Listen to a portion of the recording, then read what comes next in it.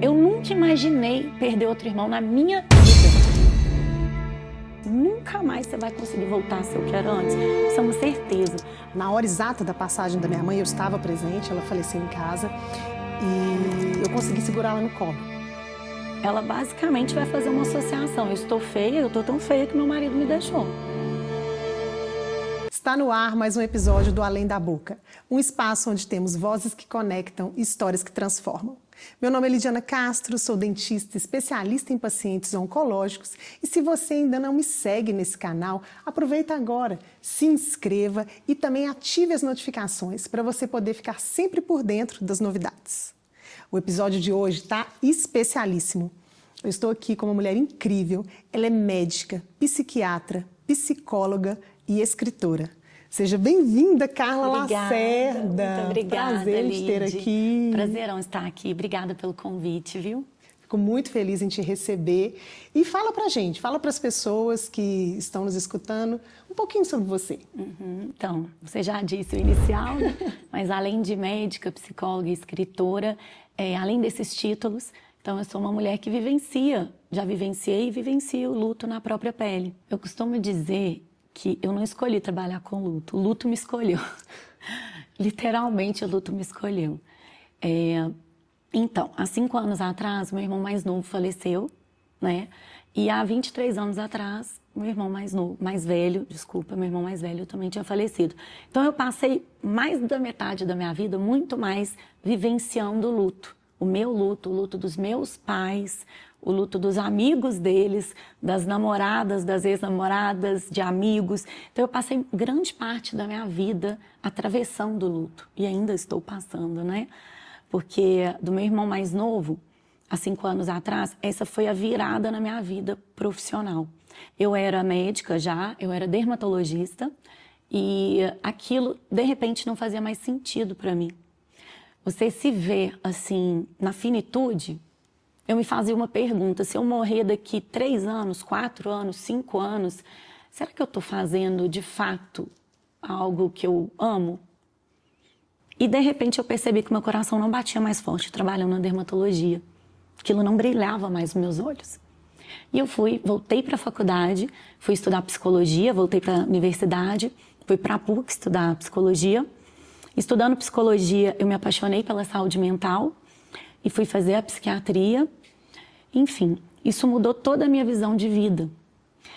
E automaticamente começaram a chegar muitos pacientes para mim, vivenciando lutos, ou até pacientes que chegavam para mim e depois eles passavam por um luto. E no ano passado, eu resolvi escrever sobre essas perdas, resolvi escrever, e foi o que virou o livro, A Jornada Sem Eles, o primeiro livro. E escrevendo sobre isso, o consultório veio muito, muito mais luto. Então, eu acho que eu não escolhi trabalhar com o luto. O luto, realmente, ele me persegue durante a minha vida. E você perceber que a vida realmente pode acabar, que ela vai acabar, não é só na casa do vizinho, na minha acontece, principalmente numa família onde nós éramos 3 filhos, 3 irmãos, eu sou do meio. Isso me fez pensar várias vezes, será que a próxima sou eu? E se for? O que eu estou fazendo da minha vida? O que eu quero deixar? O que eu quero fazer com os dias que me restam? E eu fui atrás disso. E é por isso que eu trabalho com luto. Além de eu ter uma admiração, um carinho enorme por você, eu vi em você um potencial para a gente ter essa conversa sobre luto. E como eu tenho me comunicado com relação ao câncer, eu gostaria que a gente conversasse sobre os vários tipos de luto que permeiam o diagnóstico do câncer. Uma doença tão estigmatizada que muitas pessoas já associam o diagnóstico à morte. Sim. Mas antes da gente começar a falar do luto, especificamente, por que você acha, Carla, que é tão difícil da gente falar de morte? E é uma pergunta muito curiosa, né? Porque é a única certeza que a gente tem na vida, nós vamos nascer e nós vamos morrer. Mas mesmo assim, é um tabu falar de morte, um tabu falar de luto, e as pessoas evitam esse assunto, assim, veementemente. E eu acredito que é em função de toda a vulnerabilidade que o tema traz. O tema é muito sensível. Então, a gente se conecta com essa finitude e a gente percebe que a gente não tem controle sobre a nossa vida, nem controle sobre a vida de quem a gente ama, o que é mais angustiante ainda para algumas pessoas. E tudo isso gera uma sensação de insegurança interna, insegurança no mundo. Por todas essas razões, bate uma angústia e é um assunto completamente evitado mesmo, o que é muito triste, porque quanto menos a gente fala sobre isso, mais pessoas passam por situações de luto sozinhas, elas se isolam. E se tem uma coisa, Lid, que piora muito o luto, é a solidão. E se tem algo que é um recurso muito importante, é uma rede de apoio, é ter pessoas com esse enlutado. Então isso faz toda a diferença e por isso que é tão importante a gente falar desse assunto. E eu te agradeço tanto por trazer esse tema tão delicado e tão complexo ao mesmo tempo. Diante do diagnóstico do câncer, diante de um tratamento muito tóxico para o paciente, que vai trazer muitas alterações físicas, cirurgias às vezes mutilantes, onde o paciente vai ter uma sequela eterna ali no corpo do tratamento. Um tratamento extremamente doloroso, né, Carla? Eu acredito que há um luto aí presente do que se era para quem a pessoa vai se tornar. Inclusive, eu ouvi um relato de uma entrevistada minha, ela está tratando um câncer de mama, e ela fala que ela não está se reconhecendo. Existe aí um luto mesmo? Com certeza, tem sim um luto que a gente chama de luto não reconhecido, porque ele não é visto, ele não é nomeado. Né? A pessoa que ela era antes para a pessoa que ela vai se tornar. Então, a pessoa que ela era antes, ela está passando por várias modificações que não são modificações agradáveis, são doloridas, às vezes mutilações. Então, primeiro ela está ali se desconstruindo completamente, ficando cada vez mais vulnerável, muitas vezes enfraquecida, perdendo os seus cabelos, que para a mulher é tão importante, perdendo a sua beleza. O corpo muda, tem muita retenção hídrica, as medicações, por exemplo, os corticoides vão causar um edema intenso, então a pessoa vai ter um efeito de engordar, de ficar inchada. Então, realmente é muito comum ela não se reconhecer nesse processo, um processo tão dolorido.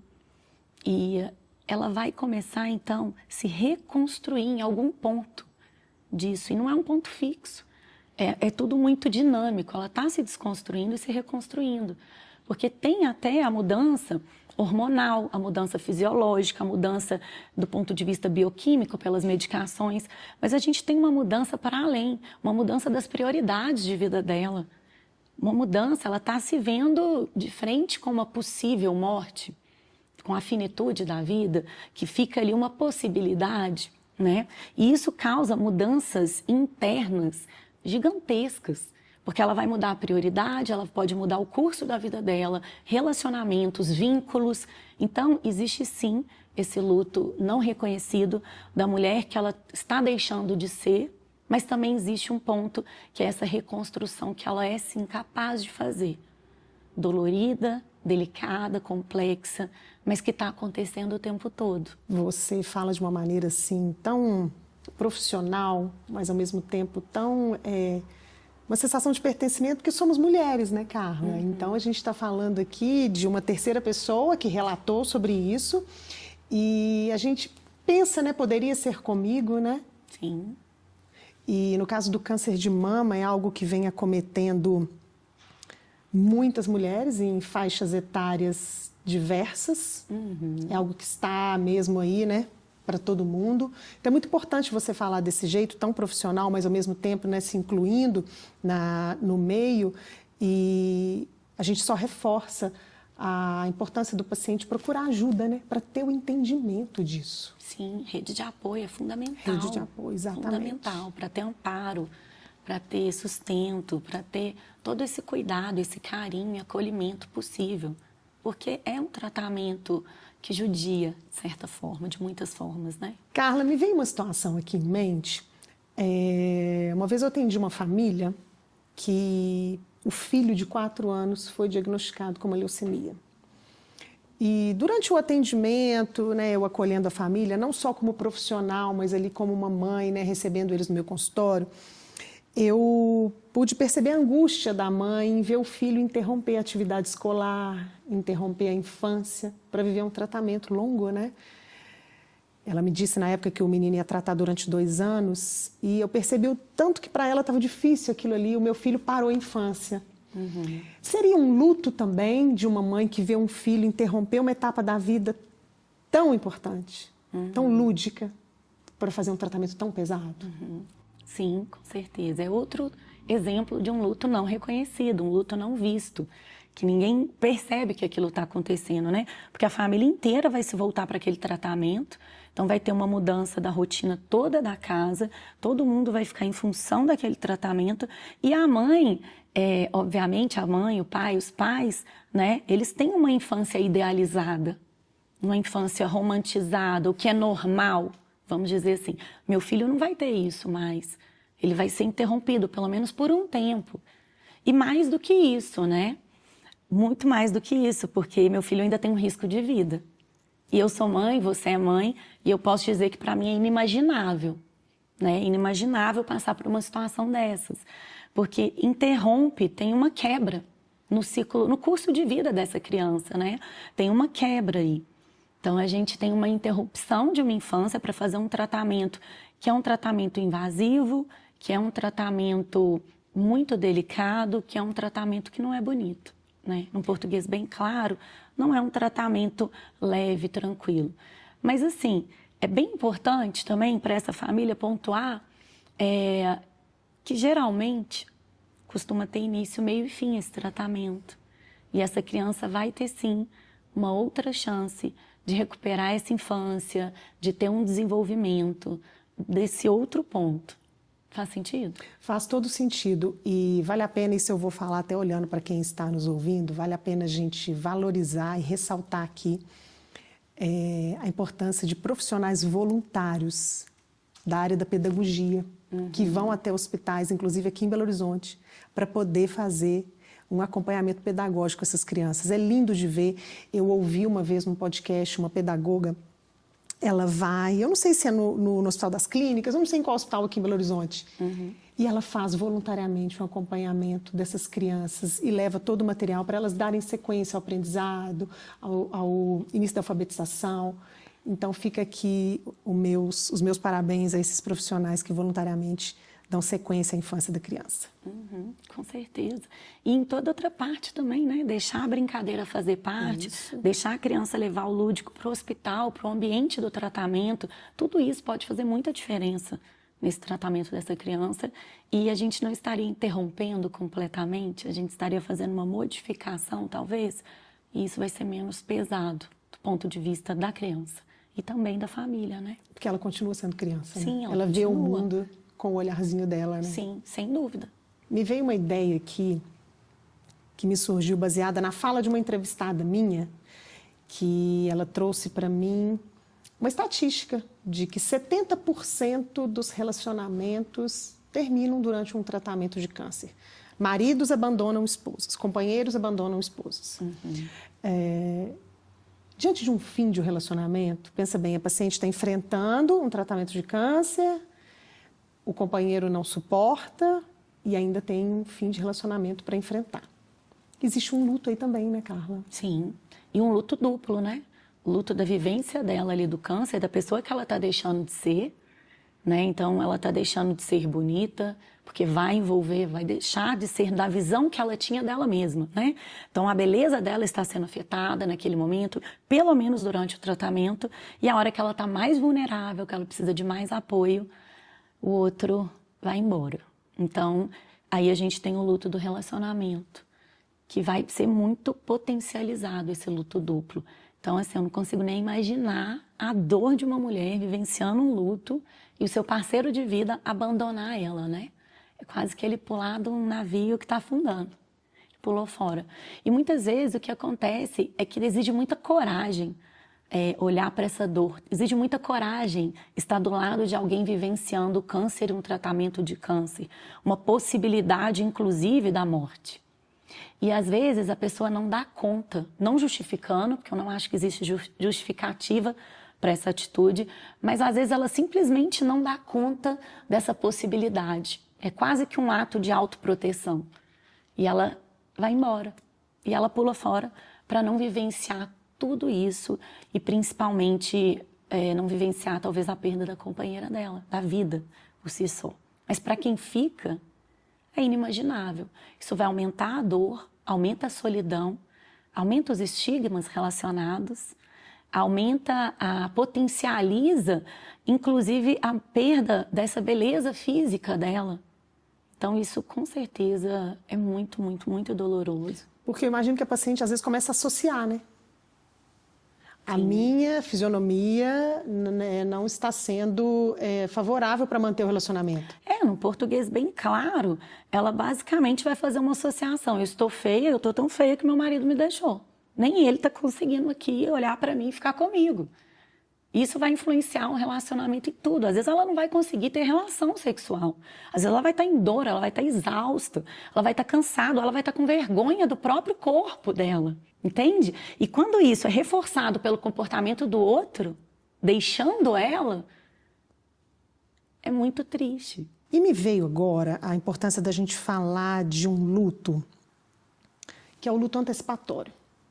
A gente contextualizou aí 3 lutos não reconhecidos, Sim, de situações reais, e o luto antecipatório, onde o paciente ele já recebe um diagnóstico ali junto à família de uma doença ameaçadora à vida, uma proximidade da finitude, sem expectativas curativas, né? Um paciente em cuidados paliativos e que o curso vai levar à morte. Esse luto antecipatório que vai se tornar real daqui a um tempo. Quando a gente já tem um diagnóstico, num português bem claro, essa pessoa está doente, ela vai morrer, é um fato. A gente não tem data, então existe uma angústia relacionada, obviamente, à perda em si, da pessoa, do objeto, só que a gente não sabe quando. Então são várias angústias, né? E aí, o que acontece nesse contexto? A pessoa começa a vivenciar a morte de forma antecipatória, como o nome diz. Então, ela vai entrar num processo de negação, um processo de tristeza, de raiva, um misto de sentimentos. Não existem fases do luto, essa teoria já caiu muito por terra, mas ela vai começar a sofrer, tanto a pessoa que vai falecer, um sofrimento inimaginado, tanto a família, os vínculos, as pessoas que estão próximas a ela, vão começar a sofrer essa perda antes da hora. E isso é muito real, é um luto válido, extremamente doloroso, mas também ele é uma oportunidade de criar memórias reais com essa pessoa. Porque a pessoa morre e o nosso vínculo não morre com ela. O vínculo que eu tenho com os meus irmãos, ele ainda existe de certa forma. Uma música que eu escuto, em algo que eu faço, uma frase, um jeito, numa brincadeira, aquilo vem. Então, uma memória que foi criada. E essa família, ela tem a oportunidade de criar memórias reais, sabendo em todas as células do seu corpo que talvez seja o nosso último café da manhã, talvez seja a nossa última viagem, talvez seja o nosso último sentar e assistir um filme, coisas simples, sabe? Então, o luto antecipatório, ele é muito importante. E ele não exclui o luto pós-morte.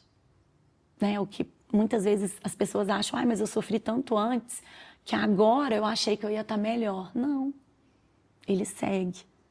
Ele é dolorido, ele é intenso. Sua fala me traz tantas memórias da passagem da minha mãe. E assim,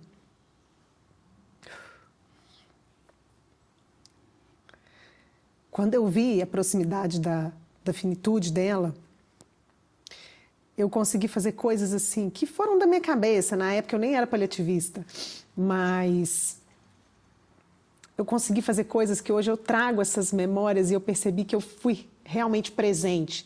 Conversas difíceis, músicas que eu colocava. A gente sabia que estava chegando, mas você não tem noção da hora exata. Sim. Entendeu? Você sabe que está chegando, todos os parâmetros ali, eles mostram, né? Ela começou a desaturar, né? Os membros começaram, as extremidades a ficarem roxas. Eu sabia, está chegando, mas você não sabe.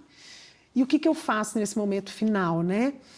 Então, a gente teve algumas conversas, eu coloquei música, eu falei muito, toquei muito nela e ouvir você falar isso agora, para a gente fazer coisas para criar memórias. E hoje as minhas memórias, assim, elas me trazem um sentimento de saudade, né? Eu falo aqui super emocionada nesse momento. Mas que bom que eu fiz. Sim. E na época ninguém me ensinou. Sim. Então, assim, você está podendo falar agora, quem estiver nos escutando, e vai ser proveitoso para a pessoa. Sim, e você leva o seu vínculo com a sua mãe, te fez criar um propósito, dar um novo significado e levar um legado para milhares de pessoas sobre como faz diferença, sim, olhar para isso de frente, dar nome, acolher, dar a mão. Na hora exata da passagem da minha mãe, eu estava presente, ela faleceu em casa, e eu consegui segurá-la no colo. Que coisa mais linda. Consegui. E na hora foi muito pesado, né? A fala, né? Tudo ali, viver aquele sentimento. Mas depois eu tive um conforto muito grande que, ao ouvir algumas aulas de cuidados paliativos, eu pude descobrir que o tato e a audição são os últimos sentidos a serem desligados. Aí eu falei, não, que bom que eu segurei ela no colo e que bom que eu falei muita coisa. Então, hoje eu falo isso com as pessoas porque a experiência própria, ela nos dá uma propriedade para, às vezes, aconselhar e orientar. Então, hoje eu falo para quem está próximo de mim, que está passando por um processo assim na família, eu falo, toca na pessoa. Parte, e ela tá ali nos seus braços, te sentindo e te ouvindo, eu não consigo imaginar uma partida mais acolhedora. Obrigada. Eu sinto muito, tá? Pela sua perda. Eu te admiro muito o trabalho que você está fazendo. Que é verdadeiro. O que você está fazendo com a sua vida, com o seu propósito é imenso e vai atingir, assim, milhões de pessoas. Carla, eu criei um quadro no meu podcast, que é o quadro do espelho, onde os meus convidados que são pacientes, eles falam para si mesmos quem eles são depois do câncer. E me veio aqui uma ideia de adaptar esse quadro para você, bem diferente, desafiador. Você está preparada? Não sei. Eu queria que você olhasse para essa câmera aqui, ó, e mandasse um recado para seus irmãos. Eles vão ouvir.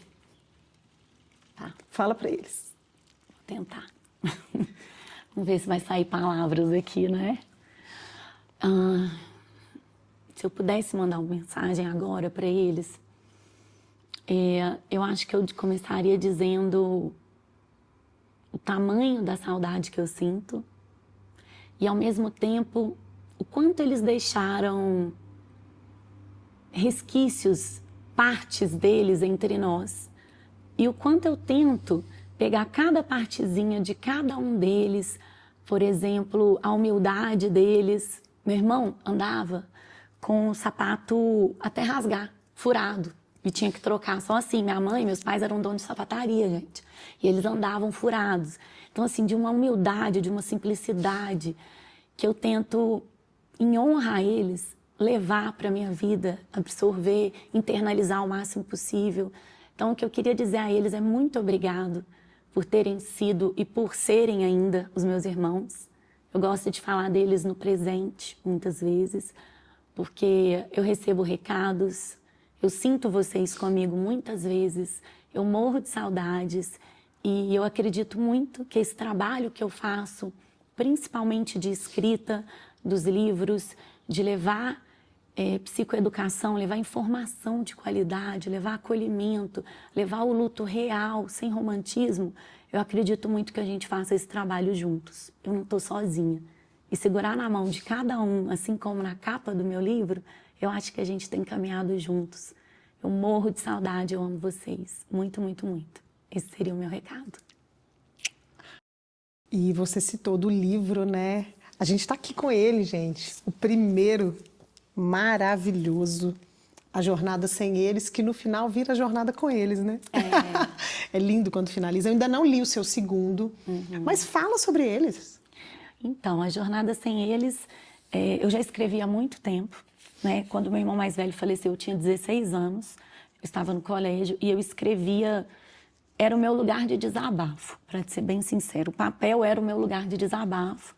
eu vi os meus pais completamente destruídos, literalmente. Eles pararam de se falar dentro de casa. Isso gerou um divórcio 1 ano depois. Então, a nossa família, ela se desmanchou, literalmente. O que tornou todo o meu processo de luto muito maior. Porque eu perdi meu irmão, eu perdi minha família, meus pais se perderam em meio à dor. Eles perderam muito e eu ainda tinha um meu irmão mais novo que eu achava que era minha responsabilidade cuidar dele. Eu tinha 16, ele tinha 12 anos. Então, a gente ficou muito unido mesmo. E eu trouxe tudo isso para o primeiro livro. A vivência da Carla, de 16 anos.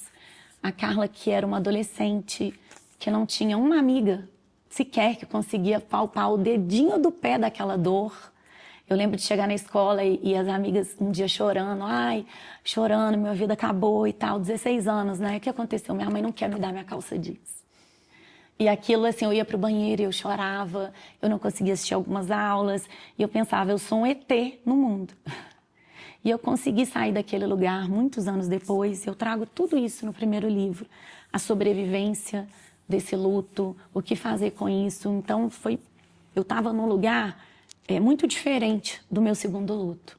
E no segundo livro eu vou trazer mais o meu segundo luto, que aqui eu não conseguia escrever, estava muito recente e dava um nó na garganta. Várias vezes, inclusive escrevendo nos livros, eu tinha sintomas físicos muito fortes. Eu tinha dores abdominais, tremor, mão gelada, digitando sozinha. Eu ressentia aquele momento todo de novo. Então foi um trabalho muito intenso, assim. E no segundo livro eu consegui trazer mais sobre o falecimento do André, do meu irmão mais novo, meu caçulinha, meu xodó na vida. E falar sobre ele ainda é muito difícil. Ainda sobra engasgo aqui. Porque ali foi como se... Pô, peraí, um raio não cai no mesmo lugar 2 vezes. Então foi uma quebra para mim. Eu nunca imaginei perder outro irmão na minha vida. Imaginei meu pai, o meu marido, o namorado, minha mãe. Meu irmão, para mim, era impossível, era proibido. Não tem como isso acontecer. Então foi muito difícil para o meu organismo, para o meu cérebro conseguir adaptar aquilo, sabe? E eu te falo que até hoje, 5 anos depois, tem dias que eu acordo e por alguns minutos eu tenho que... É como se não tivesse acontecido. Eu tenho que resgatar aquilo ali e a ficha cair um pouquinho mais. Então, escrever sobre isso, meu segundo livro chama A Jornada da Dor e do Amor. Esse amor me ajudou a palpar tanta dor, sabe? A entrar e escrever sobre a perda do André, como que isso foi, como que isso tem sido, né? Porque realmente... Não acabou, né? Não acabou, é um processo, é uma jornada. É uma jornada. Como o nome diz, e eu estou seguindo ela. E é, assim, maravilhoso de ver. A gente está gravando esse podcast aqui hoje, exatamente 1 semana depois do lançamento do seu segundo livro. Um best-seller na Amazon. Em 3 categorias. Em 3 categorias. Foi lindo. É fantástico de ver essa dor sendo ressignificada e sendo trabalhada de uma forma com um propósito de ajudar as pessoas. E você percebe que tem o vínculo, o meu vínculo com eles, que é o que a gente falou. Eles podem ter falecido, mas o meu vínculo com eles não morreu. E a partir do momento, a capa do segundo livro ficou muito significativa, fico até arrepiada. Foi a gente que criou mesmo e ficou muito significativa porque sou eu de mão dada com os dois, a gente de costas e eles transparentes enquanto espíritos ali. Então eu acho que os livros, de certa forma, também mantêm esse vínculo. Com certeza. Eu estou levando a minha história, mas eu estou levando a história deles também. Eu estou honrando eles em vida e esse foi o ponto da virada do meu próprio luto. Quando eu descobri que eu podia pegar toda essa dor, regar com muito amor, porque só tem dor onde tem amor, né? Eu falo muito isso nas minhas redes, com os meus pacientes. Dói tanto porque é do tamanho do amor que você sente pela sua mãe, é do tamanho do amor que eu sinto por eles. E a gente está transformando isso num legado e se colocando em serviço, o que é providencial, de certa forma, né? É maravilhoso isso, maravilhoso. E a gente está chegando na reta final, a gente falou de lutos diferentes, lutos pessoais. O que é um luto, Carla? De forma mais simples possível, o luto é uma reação à perda de algo significativo. E o que é isso, né? A morte é o evento, puf, é um evento. Tem data, tem hora. O luto não, ele é um processo. Um processo que começa depois da morte ou, no caso de um luto antecipatório, que vai começar no ato da notícia, vai morrer. Então, a morte é um evento, a notícia de morte é um evento. No dia 13 de janeiro, eu soube que meu câncer se espalhou, não tem cura, você vai morrer, não tem data, mas não tem cura. A partir de agora, a gente vai trabalhar para te dar conforto, porque você vai morrer. E o luto é tudo que vem depois, né? É todo esse processo, tudo que se relaciona a essa perda. E muito além, né, também tem assim, o que você perde com essa perda? Eu costumo, isso em muitas teorias, em livros, mas né, é muito teórico, mas o que eu perco com essa perda, né? O que a mulher perde quando ela faz uma mastectomia total? Ela está perdendo o seio, ela está perdendo uma zona de prazer, ela está perdendo um local de desejo, ela está perdendo a beleza física dela e ela pode perder o relacionamento dela. Você percebe quantas perdas advêm disso? Então, o luto significa isso.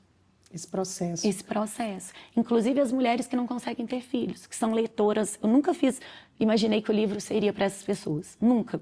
E várias leitoras me procuraram, as mulheres que nunca conseguiram ter filhos, engravidar, que tiveram diversos abortos. O que ela perde com essa perda de não conseguir ter o filho dela? Ela perde toda a chance de ser mãe. Ela perde o título de mãe. Ela perde a experiência da maternidade toda. Então, o luto significa tudo isso, perda algo significativo. É bem abrangente, né? É muito abrangente. E qual é a mensagem que você quer deixar para as pessoas que vivenciam isso? Sim. Qual que é o que você quer deixar de mais importante sobre a sua visão para essas pessoas? Então, em primeiro lugar, eu quero deixar o meu sinto muito. Do fundo do meu coração, eu sinto muito por elas estarem passando por isso, por um luto, por uma notícia terrível, um luto antecipatório, um luto não reconhecido. Em segundo, que elas consigam olhar para isso, que elas consigam reconhecer o que elas estão deixando de ser, o que elas estão perdendo no processo, mas sem deixar que a dor segue os pontos de luz, os fios de esperança que vão surgindo, sabe? A possibilidade de reconstrução dessa pessoa, a possibilidade não significa, e aí eu falo de todos os lutos possíveis, inclusive de morte, não significa, sua vida vai mudar para sempre depois desse evento, dessa morte, desse diagnóstico, desse tratamento, ela vai mudar para sempre. Você nunca mais vai voltar a ser o que era antes, nunca mais você vai conseguir voltar a ser o que era antes, isso é uma certeza, mas não significa que a sua vida vai ser pior. Isso é muito importante. Não significa que a sua vida vai ser pior. Tudo depende do que você vai fazer com isso, do seu processo de reconstrução. E esse é o ponto da virada, e é muito importante dizer isso. Eu acho que essa é a minha mensagem final. Eu queria te agradecer pela presença aqui, nesse cantinho tão especial, trazendo a sua experiência de vida, seu storytelling para o meu podcast. Foi tão rico para mim, com certeza para todos que estão nos ouvindo. E eu queria te presentear por esse momento. Eu trouxe uma lembrancinha para você da Anelo. É uma loja de artes em crochê, espero que você goste. Feita com muito carinho, especialíssima para você. Muito obrigada. Espero que você goste, feliz. Tem um significado muito importante. Gente, que lindo. É. Todo de coração. Isso. A minha sócia que faz. Ela é dentista. Lindíssimo, eu amei, lindíssimo. Lindo, né? Muito obrigada. Obrigada pelo convite, pelo presente. Muito obrigada mesmo. Adorei. Obrigada. Gente, eu queria agradecer a todos que nos acompanharam aqui nesse podcast de hoje. Super emocionante. Foi um prazer enorme estar aqui com a Carla. Espero que vocês tenham gostado. E compartilhem com as pessoas que possam se beneficiar desse conteúdo. Se vocês ainda não nos acompanham nas redes sociais, vou deixar aqui o @ da Carla, do Instagram dela, o meu. Curta, comenta, compartilha, para que mais pessoas sejam beneficiadas desse conteúdo. Até a próxima.